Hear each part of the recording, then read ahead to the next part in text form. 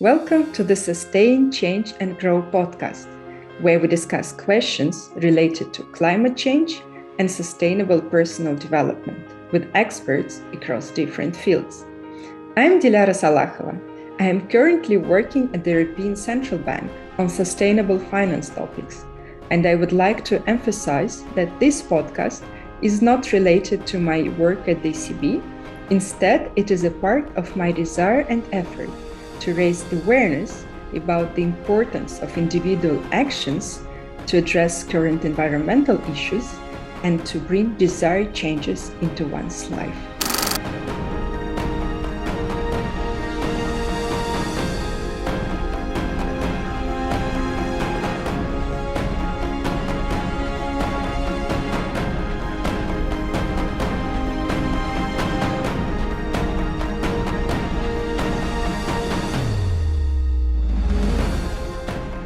In this episode, I'm delighted to welcome Abdulmajid Abubakar to the Sustain, Change and Grow podcast.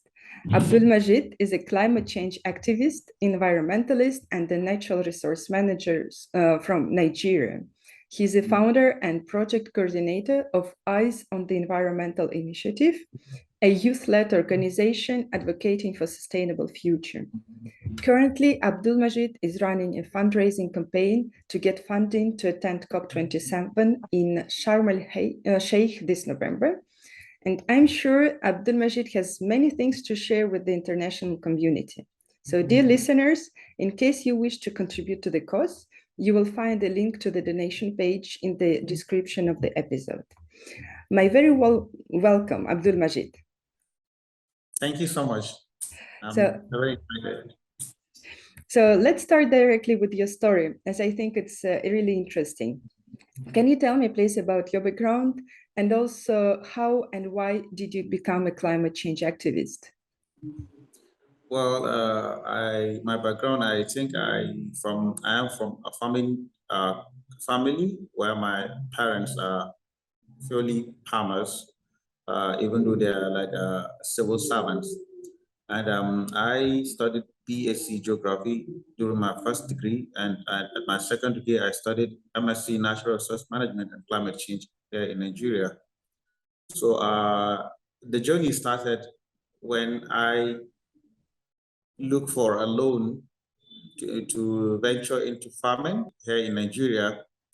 I borrowed the money and I invested the money into rice farming.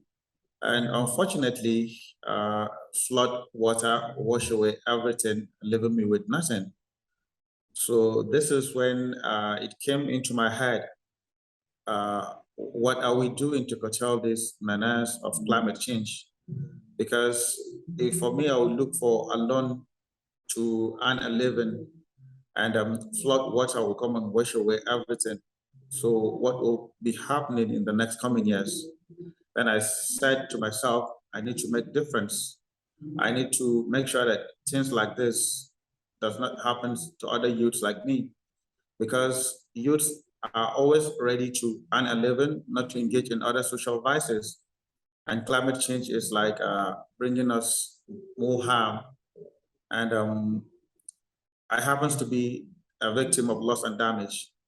I lost the money I have. I lost the one I get a loan from somewhere else, and I have to pay back as a student.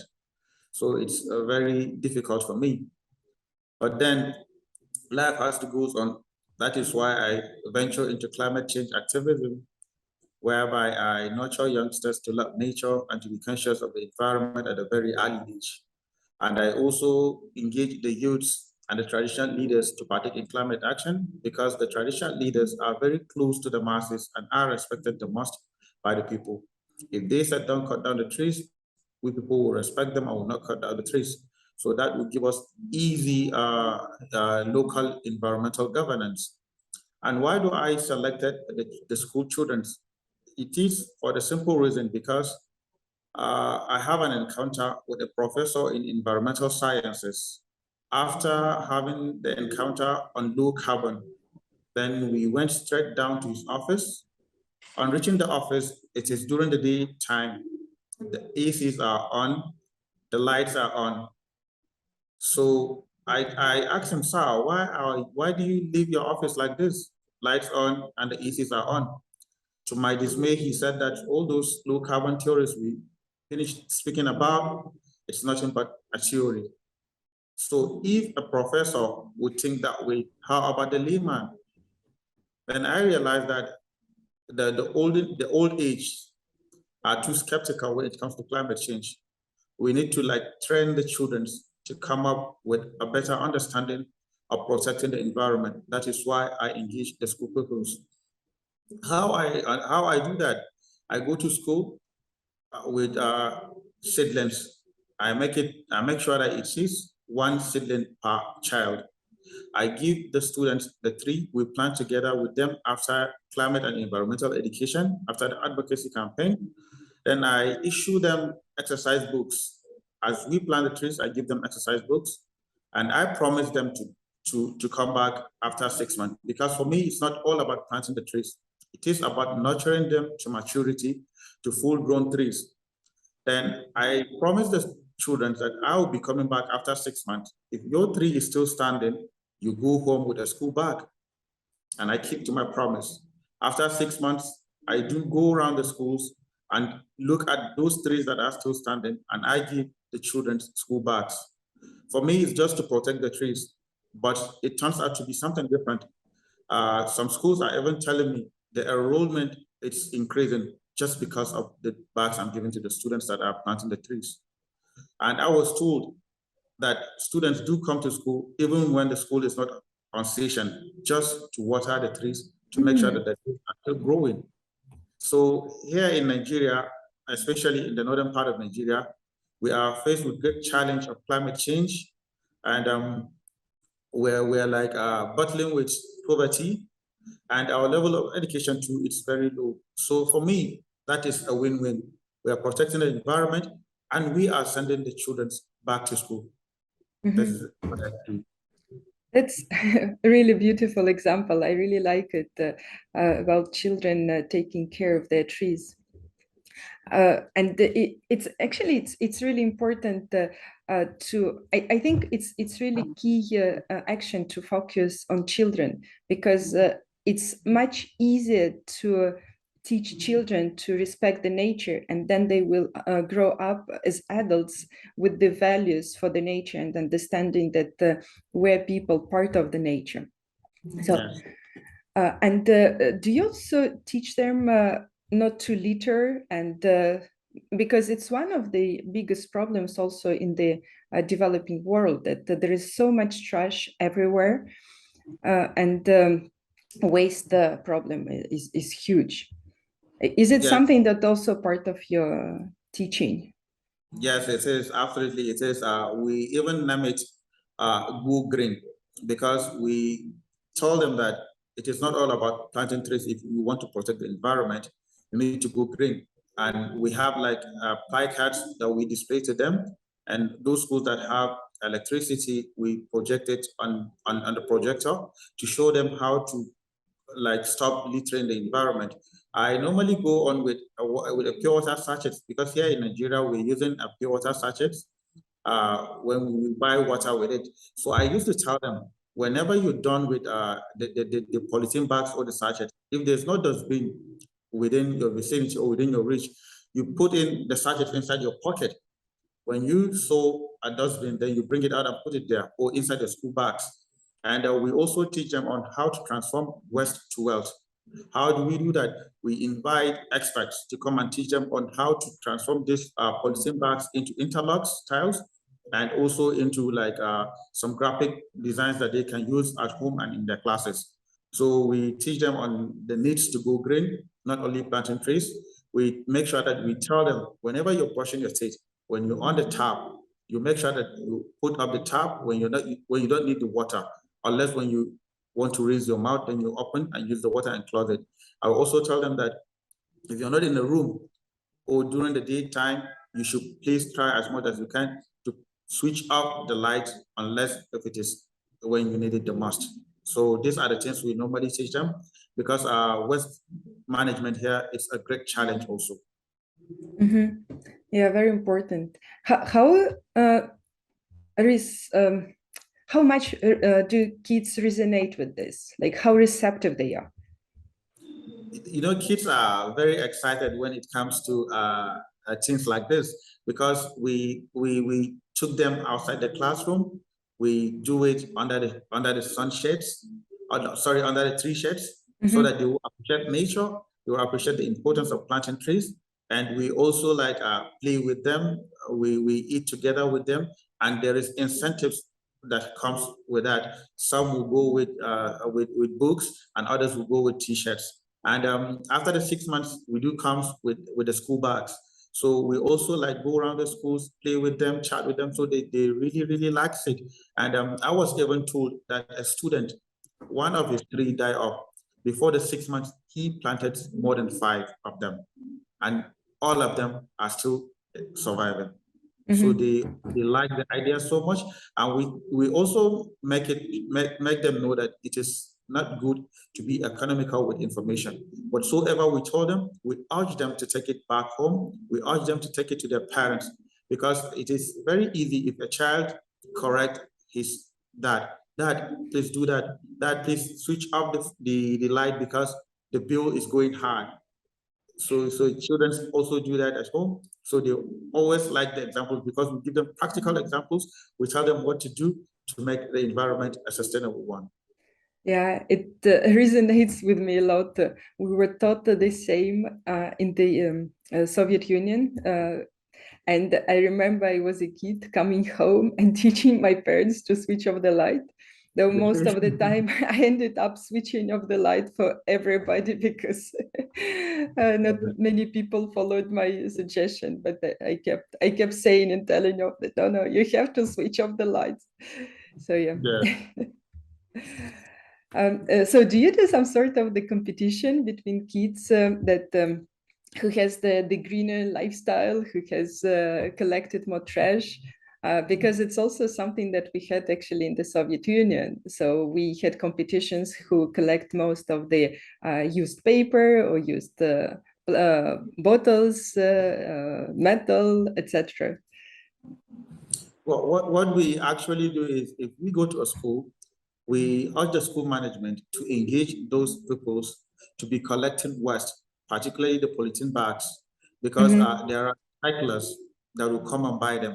So what we normally do after the end of the term, we go to the schools with those recyclers and we count the polythene bags per class.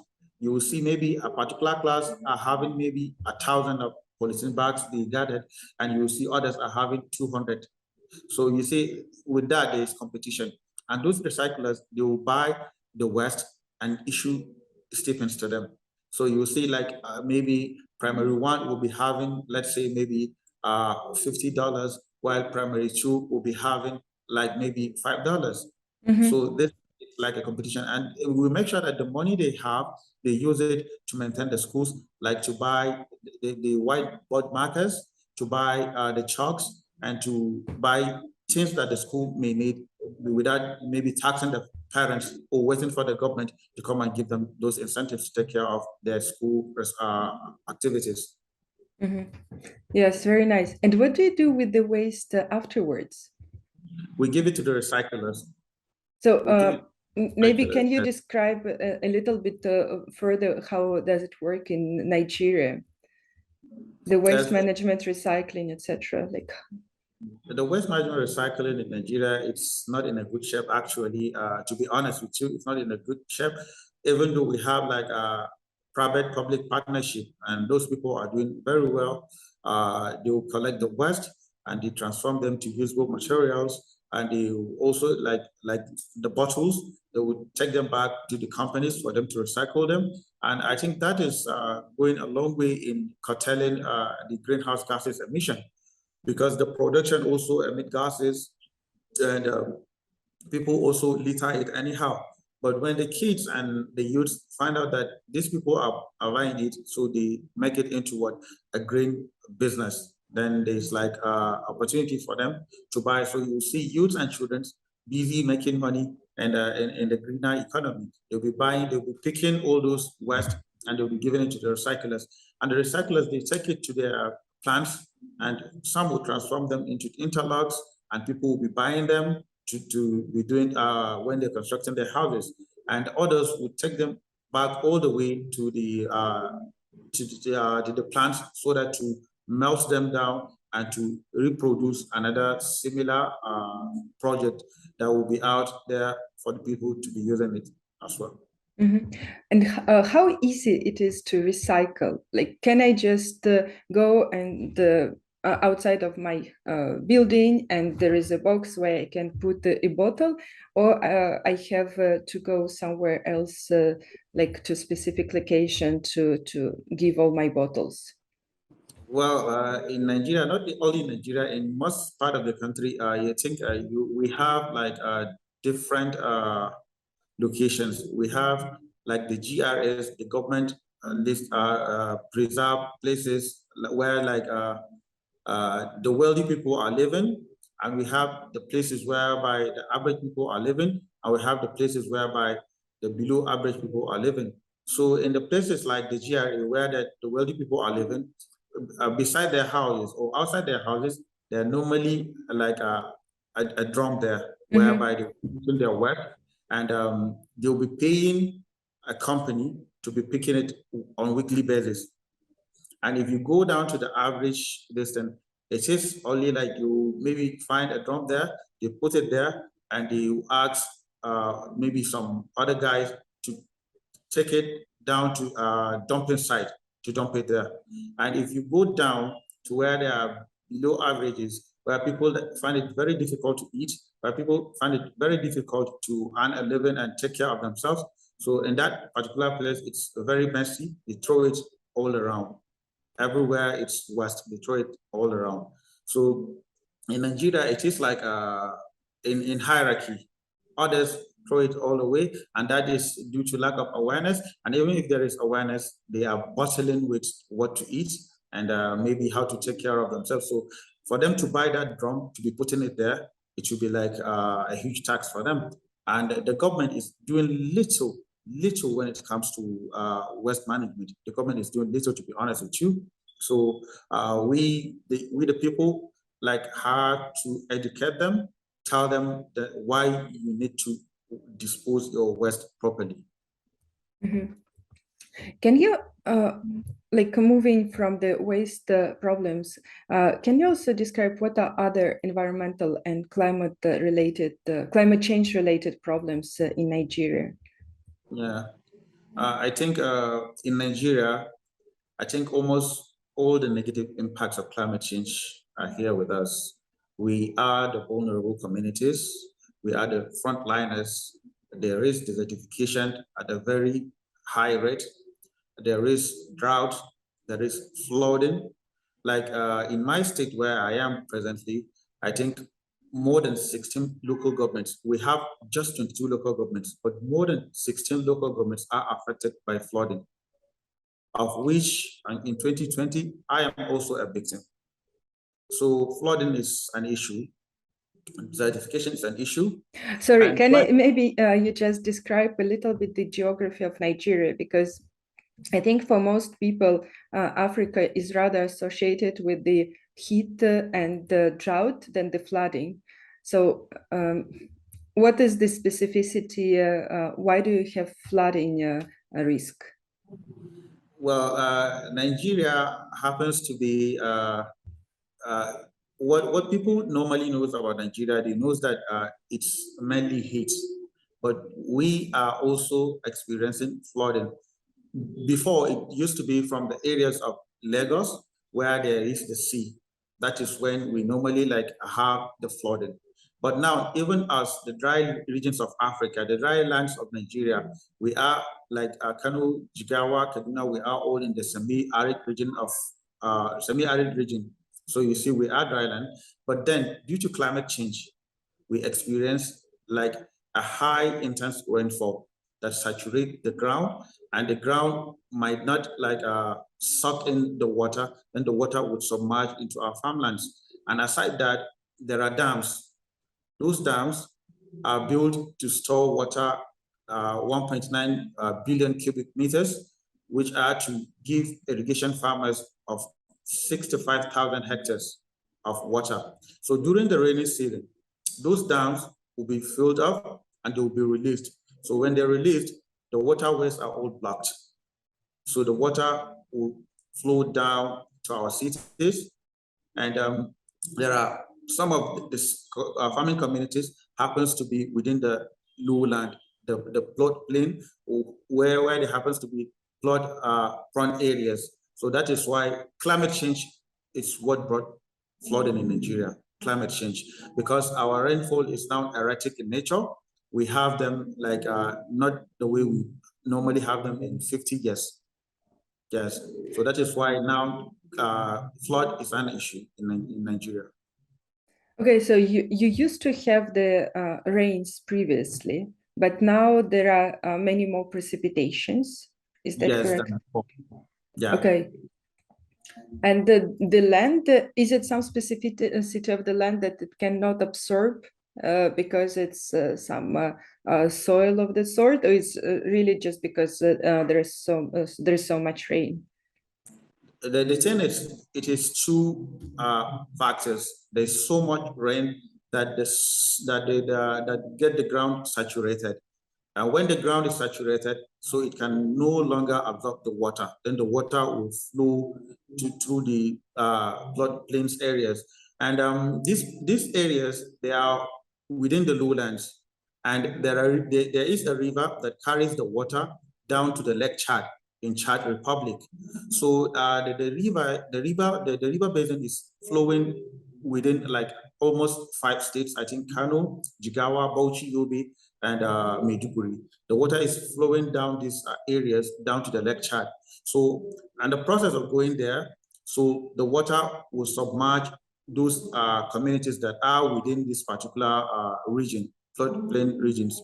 So that is why we're experiencing this. And the rainfall is much higher, because scientists said that in Jigawa state alone, I think last year, August, the rainfall we received this year, August, it's 4 times what we received last year, August. So you see, this is terrible. 4 times. Yes. So are there other problems related to the climate change apart from from these heavy rains and the flooding? There is also drought. There is an issue of drought too. There's issue of drought when it is the dry seasons. We suffer so much with droughts, and even like in the rainy seasons, you will find like maybe it rains for 2 consecutive weeks or 2 to 3 days. Then you will have a very long break of rainfall for like 2 to 3 weeks. As I said, rainfall is very erratic in nature here. So that things will lead to a die off of the crops, and it will lead to food insecurity. So it's essentially the same regions which are flooded both by the rain and flooding, but also by the heat and drought. Yes. Okay. And so what are the, I mean, certainly people are concerned with this. Are the governments concerned, and what are their actions? Well, the governments are doing little or no action now. Sorry to say that, because for me, I feel like we do fold our arms when it comes to issues like this. Each and every year, they used to issue early warnings, like it's going to flood. But to my surprise, you will see like the governments are just waiting for the disaster to occur for them to issue relief materials. I keep telling them, when we are like making plans for disaster, it should be that the plan should be in 3 phases. It should be what? Before the disaster, we need to have plans. How do we mitigate? How do we reduce like the impact when the disaster comes? Then it should be also during the disaster. What are our plans? What are we going to do during the disasters and after the disasters? But I see it more like the government are like focusing more on what to do after the disaster, which is not ideal. And also, they need to like dredge the rivers. The rivers, they should be like removing the tapa grasses. There is one kind of grass that normally grows on the river ways. so that it protects the water from flowing down to the lake charts. I think the river where we have in this region happens to be one of the major tributaries that is draining itself into the lake chart. So the government needs to look into it. Is even this water like draining itself into its outlets? Is it even reaching the lake chart? So these are the things that they should normally focus on. And also they should also focus on evacuation plans. They should be maybe liars with the federal government, with international organizations, for them to be building like low, what the term call as low-cost houses, for them to be like evacuating those people that are living within like the river, those that are based within the flood front areas, so that when the rain comes, it won't affect them. For example, I said I invested almost $3,000 in rice farming, and I lost everything, and I had to pay up the money. So for me, every year when the scientist says that there will be flood, I don't normally go on irrigation farming anymore, because it is very risky. So we need to respect science. The government needs to do a whole lot more to protect people and properties. Mm-hmm. And how proactive people are. So maybe also the environmentalists. Are there campaigns to maybe grow some trees? Like, for example, mangrove trees can protect from the water coming to the land. So what is the attitude? Is it some sort of a passive attitude for the governments to solve the issue, or there is some proactive actions? Well, the civil society organization, we're doing a lot in tree planting and advocating for tree planting, but the government are like doing less, because normally there's annual tree planting in almost all the states in the country. Like they normally like raise seedlings when it's about to start raining. They raise seedlings and they give it out to schools, to organizations like ours, for us to go and plant within the states. But unfortunately, as I'm telling you, I think today is 3rd October. I did not even see any states that release or distribute these seedlings to anyone. They're not planting any trees anymore. So it's only we, like the civil organizations, we find our way, we look for money, we buy seedlings, we raise seedlings, and we give it out to students, and we plant all over the places. I think there was a time even the president like went to United Nations General Assembly and promised to come back home and plant at least, if I'm not mistaken, I think to engage the youth in planting 20 million trees all over the country. So the question here is, where is the project now? Who are those youths that are engaged in a particular program? So I think there's urgent need for climate action in Nigeria. We need to focus in planting those mangrove trees. We need to focus in planting indigenous tree species, those that are drought resistance in the places like my places, the dry land areas, whereby there's drought. So planting those particular trees, they will resist drought and they will grow up and they will capture carbons and reduce this calamity. Mm-hmm. And so I also heard that in African countries, the environmental activists are not really taken seriously by governments. Well, in some regions, more like Latin America, it's even a very dangerous activity. So what is your own experience? What are your relationships with the maybe local governments and the central governments? Are you taken seriously? Have you received any threats? How do you feel about it? Actually, we are not being taken seriously. We are not recognized. What we're doing it for humanity. We're doing it for the future, but the government are not doing anything to assist us. We don't receive anything from them. Even like to attend the COP, they can't give you accreditation. And they will end up maybe going with their aides, so they will be holding maybe briefcase for them, suitcase for them, errand boys, And the youths that may be useful to the nations are not given consideration. We can't call them our friends. Last year I was in Glasgow. I met so many government officials there. And on reaching back to Nigeria, we lost connection. If you call, there's no response. Email, there's no response. And you're not looking for anything from them. You're looking for maybe something that will help you in doing what you're doing. And what you're doing, it's you're doing their own work. They promise the people that you do it for you, protect the environment, protect you at all costs. So this is what we're doing voluntarily. So even if we ask for something from them, maybe it has to do with siblings. Maybe it has to do with maybe accreditation to attend the conference, or maybe financial support to attend to the conference. So the government are not taking us seriously, even though we're not, there's no threat in any way, but they're not considering us at all. So, and why do you think this is the case?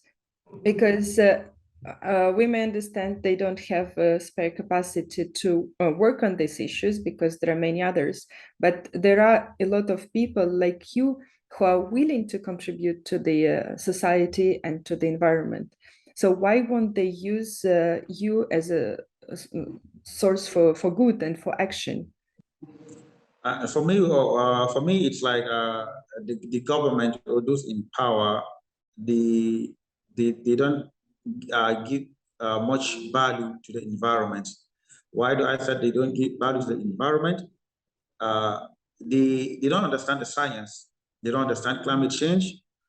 People here in Africa, we are like human beings, because maybe you go to the hospital, you tell the doctor, this is what is happening to me. And the doctor will tell you, please stop taking red meats. Please stop taking too much sugar. It's not good for your health. Stop eating rice, stop eating sweet things. So, but as a man or as a human being, you feel like, so I'm eating this thing and it's not doing anything to me. So why would he stop me from eating, maybe taking too much sugar or eating red meat? So that is exactly what is happening when it comes to the environment. They feel like what we are telling them or what we are advocating for or what we are saying is happening, it's just a fiction. It's not in reality. Even if it will happen, it will not happen now. It will happen maybe in 50 years to come. And they believe in 50 years to come, they're not around. So how about our children? How about our great-grandchildren? What legacy are we leaving? If, for me, I'll invest so much in rice farming and lost everything in 2020, what would happen in 2050?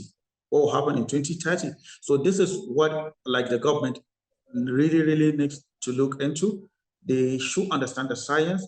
They should educate themselves.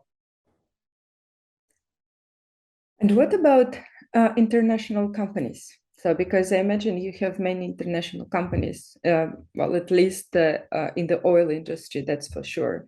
So, what is their attitude different?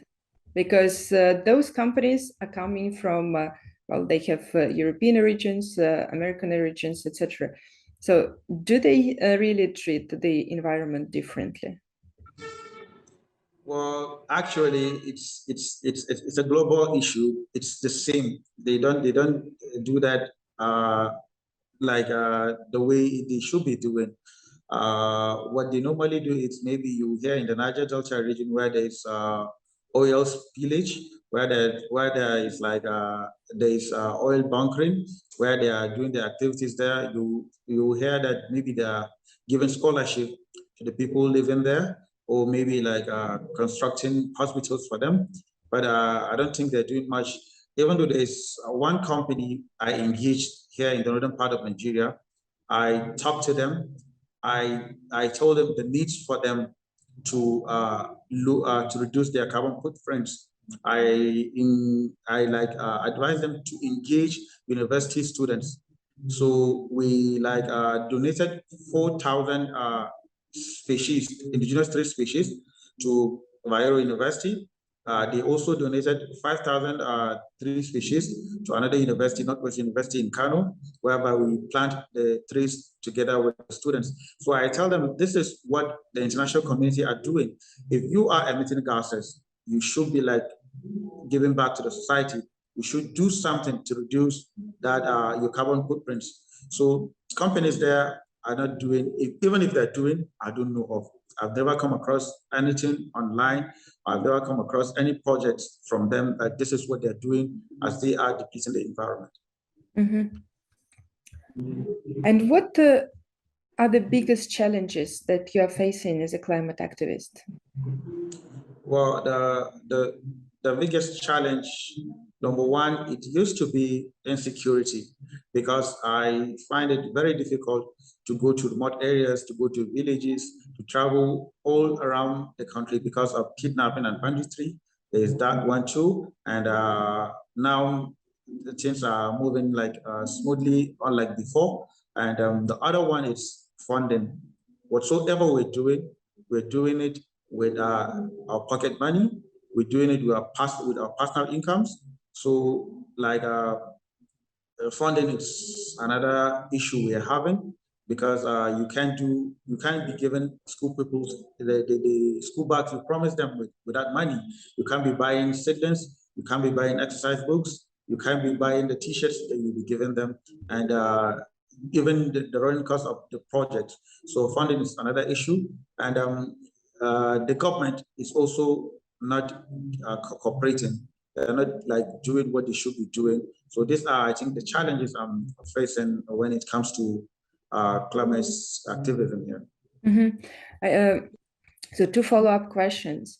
So the first one, do you get support from NGOs, maybe international NGOs like Greenpeace or other environmental climate change-oriented NGOs?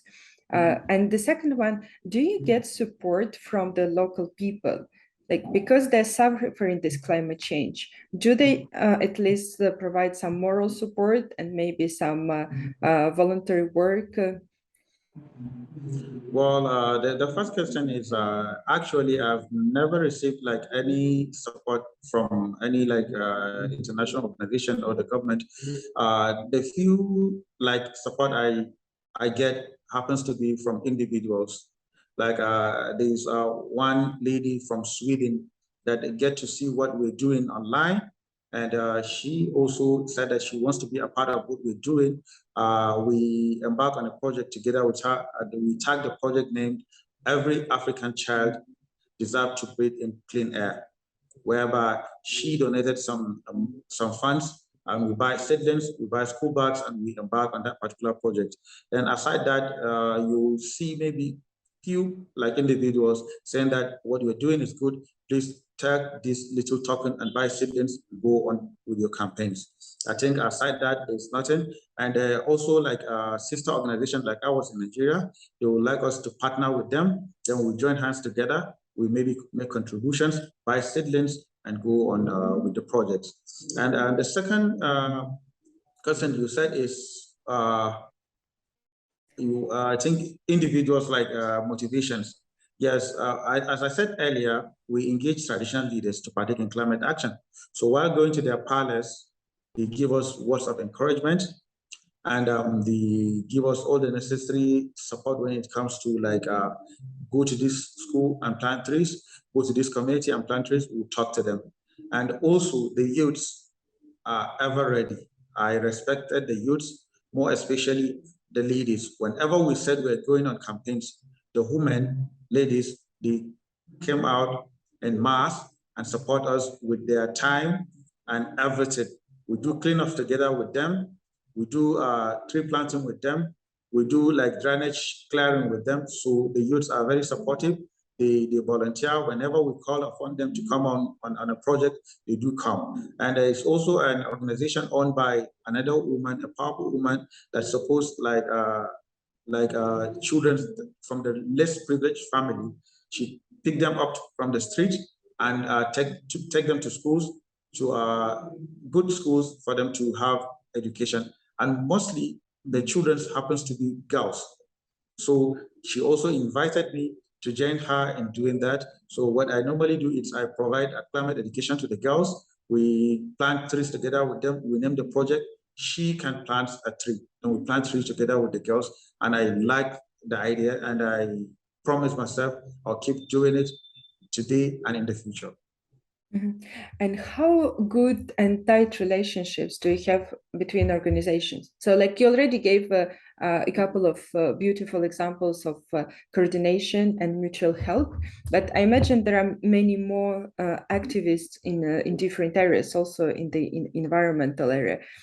Uh, do you have some sort of network of support? Or how does it work? Well, what we normally do, we have a very mutual understanding. We understand each other, and like maybe it is like World Environment Day, we call upon each other. We organize like an event, then we do it together because they said like two heads are better than one. Since there's no funding, but when you people comes together, you maybe make a joint venture, then you'll be able to raise a good money and you do your campaigns smoothly. And there is also what we normally do, we call it green hangouts, whereby we sat together, we tell stories, we learn from each other, and we go about with our individual activities. And we also like organize youth capacity building, whereby we train the youths, we introduce them to the sustainable development goals, and we urge them all to at least pick one out of the 17 goals, focus on them, come up with a project, and we will be ever ready to support you to achieve that particular project. So this is what we are doing collectively at the local level. Mm-hmm.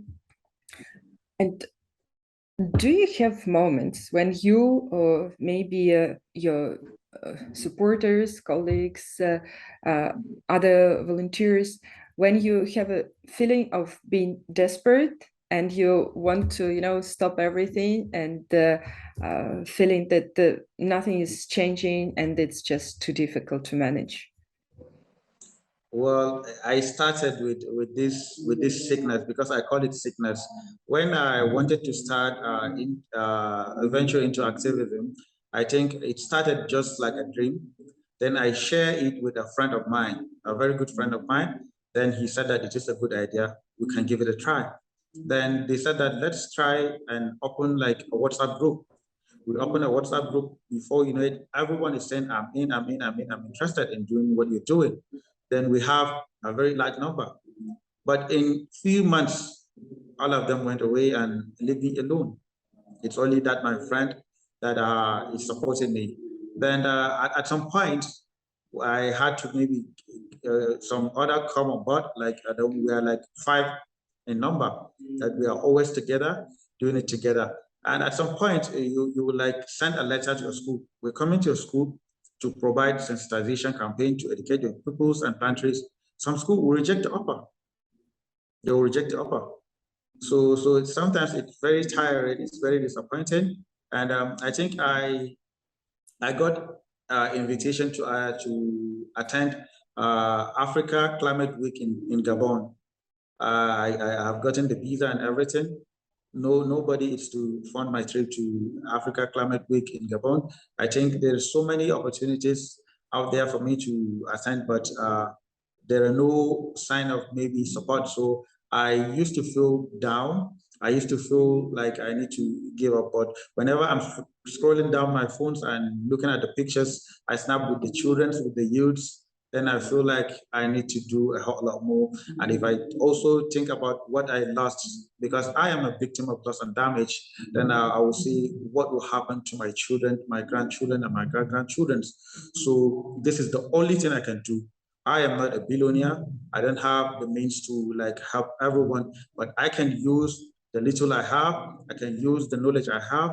I can use my mouth, my head, and everything to maybe impart knowledge on the youth and the children. So I need to do something. I can't fold my arms and wait for the government and wait for the disaster to come and finish us all. So I have to do something for the future. So that is what is keeping me agile. What is keeping me strong to keep doing what I'm doing. Yeah, such a brave position. Everybody has to act with the means they have. So Yeah. amazing. So now I want to ask you, you want to go to the COP27. So what is your objective there? And yeah, maybe you can start with this. And then I also have a question. What do you expect from the international community? Well, I intend to go to COP27 in Sharm el-Sheikh, Egypt. The objective is I'll be there for the vulnerable communities. I'll be there for the loss and damage victims because I'm one of them. I'll be there for the frontliners of climate crisis. I'll be speaking for them. I will demand climate justice. There will not be climate justice when there's not climate finance. I'll be speaking for the youths. I'll be speaking for Africa. I'll be speaking for the victim of loss and damage in the global south at large, because it's not only Africa, it is the whole global south that we are having these issues. So I am there as a strong person from Africa, a victim of loss and damage. I want to speak to the world like we need climate justice. Yeah, can you maybe develop further what do you mean by loss and damage? As not all listeners may be familiar with this term. And second, what do you mean by the climate justice? Like maybe you have concrete examples, what you expect from the international community. Yes, well, when the loss and damage, it is a term used by the United Nations for the people that are affected by the climate crisis, who lost their properties, who lost their means of livelihoods, who lost their loved ones during the climate crisis. As I said earlier, I'm one of them. I borrowed money somewhere else, invested in rice farming, and it's all washed away. So that is what they call loss and damage. So a lot of people from Africa are experiencing the same problem. And when we said climate justice simply means that we need to be, there should be justice in climate, because Africa alone is contributing the least, not up to 4% of greenhouse gases emission. We are contributing only 3% in this greenhouse gases emission. And the Western world, the global node, are the one that they are the giant emitters. They produce like 97%. And we Africans, we are hit the most by this climate crisis. All the damages are here. And we don't have the capacity due to our, we're poor, and we also lack basic technology to adapt and mitigate. And the world leaders promised after the Paris Agreement, they promised that they will be contributing annually $100 billion to the victims of this global crisis. They said that they should be releasing these funds to Africa. They should be releasing these funds to global south for us to adapt and mitigate, because we are helpless, we are vulnerable, and we contribute the least. So this is why we are demanding climate justice. Climate justice is not lending us money. It is our right. It is what it should be given to us. And they make these promises. So it is now time. We should not say that we should not continue with the negotiations. It is time for action. We need climate justice, then should reduce the climate finance. Yeah, but so essentially what you're expecting is this 100 billion USD or other sort of financial contribution. Of course, yes. But there are many problems to this, right? The first one is the corruption of the African governments. So if the money comes, will they be really used as they should be used? And maybe also money is not the only solution, because actually, to use this money correctly, you may need the technology and the knowledge of what to do. So maybe, I mean, it's really thinking and the question, maybe money is not the first thing that you should request, is rather sharing the technology, educating people, bringing the knowledge in the country, so that will help to develop the country from inside, and keep the knowledge and develop the knowledge from inside. What are your thoughts about this? Thank you very much for the questions. It's true that corruption is an issue here in Africa. But when we talking about the funding, even the technology, even the knowledge will not be like a reality without the funding. The funding is what will be used to bring about the technology to Africa. The funding is what will be used to train the youths, retrain them, and educate them on how to tackle this problem. And also, we are not saying that just give the money just like that. They should be like a legal binding. They should be like a framework. This money is for this. They should be like constant monitoring. They should be like these are what we want you to do with the money. So I think this is what I'm talking when I'm talking of climate finance and the improvement of maybe infrastructure, healthcare services, like the education sector, like training and retraining of the youths. So this is what the money is all about. Not just giving our leaders the money, giving them the money, you're just like enriching them, like making them rich and making us poorer. Exactly. But they should be like a framework. They should be like, this is what the money should be done with. Yes, maybe building those houses that will be like serve as a shelter for those that are losing their houses. Yeah, so it's a sort of a package. So the program with which the money comes. Yeah. Okay, thank you very much for this.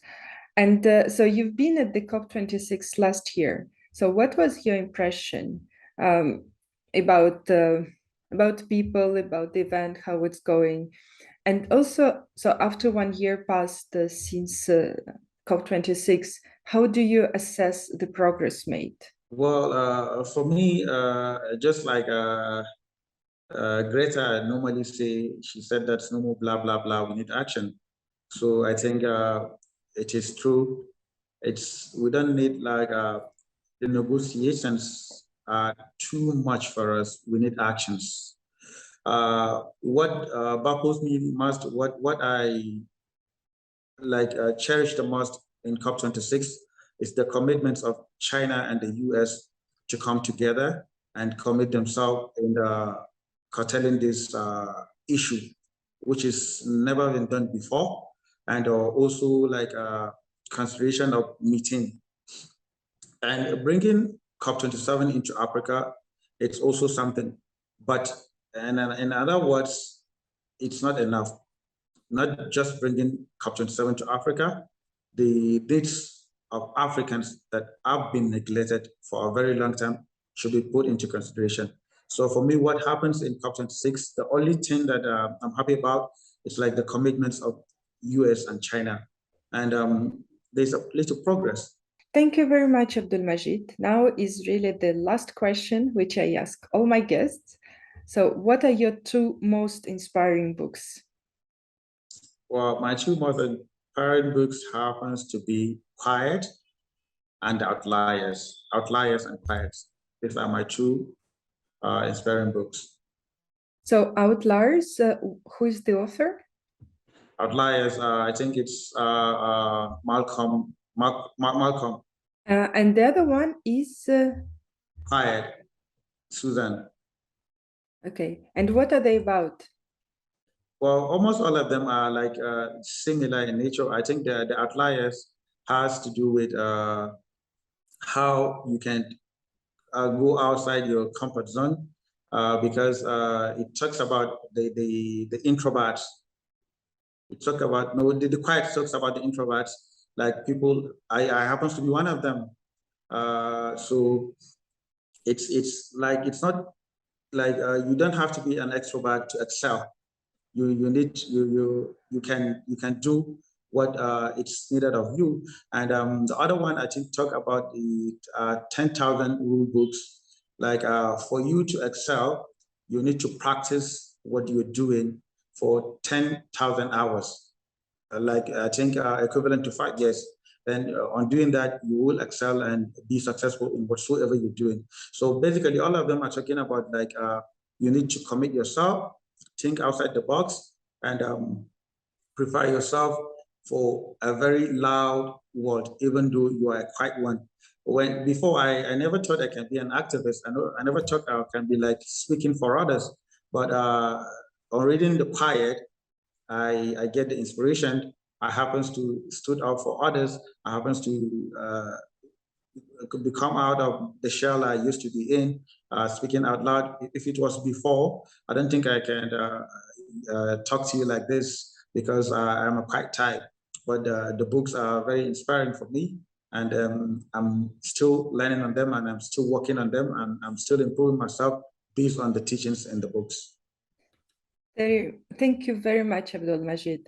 I think that was really inspiring and informative, and I wish you all the best for the activity that you're doing, for your bravery, and also I hope that you will get to the COP27 and share your wisdom and your knowledge with the rest of the people. Thank you very much. Thank you so much. Thank you so much. It's my pleasure, and I really appreciate you giving me this platform to tell my story and to inspire others to join us on board. Bye bye.